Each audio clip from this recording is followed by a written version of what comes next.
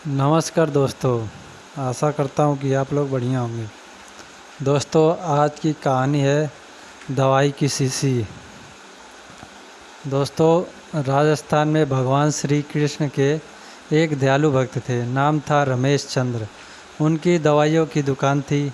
उनकी दुकान में भगवान श्री कृष्ण की एक छोटी सी तस्वीर एक कोने में लगी थी। वे जब दुकान खोलते साफ सफाई के उपरांत हाथ धोकर नित्य भगवान की तस्वीर को साफ करते और बड़ी श्रद्धा से धूप इत्यादि दिखाते। उनका एक पुत्र भी था, राकेश, जो अपनी पढ़ाई पूरी करके उनके ही साथ दुकान पर बैठा करता था। वह भी अपने पिता को ये सब करते हुए देखा करता और चूँकि वह नए ज़माने का पढ़ा लिखा नवयुवक था, लिहाजा अपने पिता को समझाता कि भगवान वगैरह कुछ नहीं होते, सब मन का वहम है।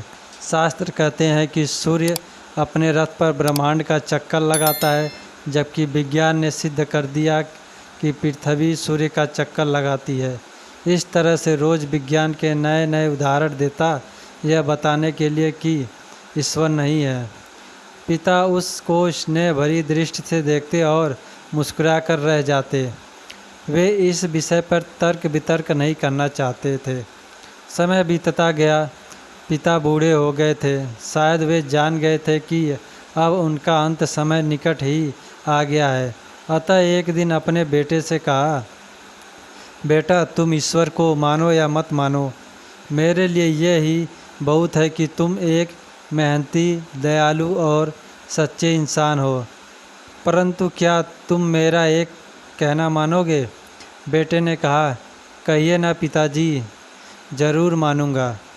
पिता ने कहा, बेटा, मेरे जाने के बाद एक तो तुम दुकान में रोज़ भगवान की इस तस्वीर को साफ करना, और दूसरा, यदि कभी किसी परेशानी में फंस जाओ तो हाथ जोड़कर श्री कृष्ण से अपनी समस्या कह देना। बस मेरा इतना कहना मान लेना। पुत्र ने स्वीकृति भर दी। कुछ ही दिनों के बाद पिता का देहांत हो गया। समय गुजरता रहा। एक दिन बहुत तेज़ बारिश पड़ रही थी। राकेश दुकान में दिन भर बैठा रहा और ग्राहकी भी कम हुई। ऊपर से बिजली भी बहुत परेशान कर रही थी।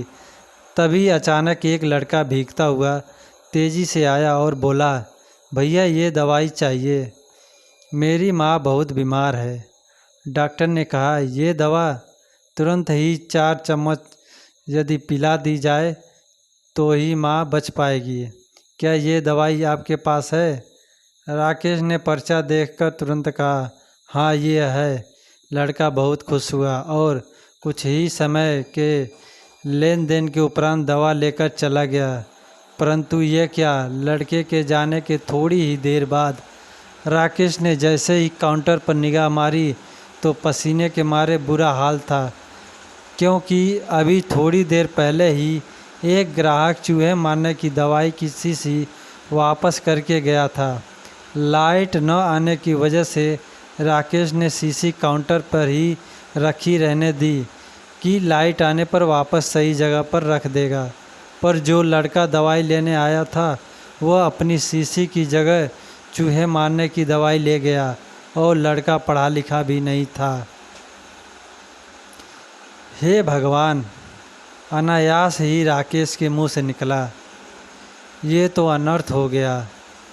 तभी उसे अपने पिता की बात याद आई और वह तुरंत हाथ जोड़कर भगवान कृष्ण की तस्वीर के आगे दुखी मन से प्रार्थना करने लगा कि हे प्रभु, पिताजी हमेशा कहते थे कि आप हैं, यदि आप सचमुच हैं तो आज ये अनहोनी होने से बचा लो। एक माँ को उसके बेटे द्वारा जहर मत पीने दो, प्रभु मत पीने दो। भैया, तभी से ये आवाज़ आई, भैया, कीचड़ की वजह से मैं फिसल गया, दवा की शीशी भी फूट गई, कृपया आप एक दूसरी शीशी दे दीजिए। भगवान की मनमोहक मुस्कान से भरी तस्वीर को देखकर राकेश की आंखों से झरझर आंसू बह निकले। आज उसके भीतर एक विश्वास जाग गया था कि कोई है जो सृष्टि चला रहा है, जिसे कोई खुदा कहता है, तो कोई ईश्वर, कोई सर्वव्यापी कहता है तो कोई परमात्मा। प्रेम और भक्ति से भरे हृदय से की गई प्रार्थना कभी अनसुनी नहीं जाती। जय श्री कृष्ण, जय श्री राम। दोस्तों, कहानी अच्छी लगे तो लाइक और सब्सक्राइब ज़रूर करें। वीडियो को लास्ट तक देखने के लिए आप लोगों का बहुत बहुत धन्यवाद।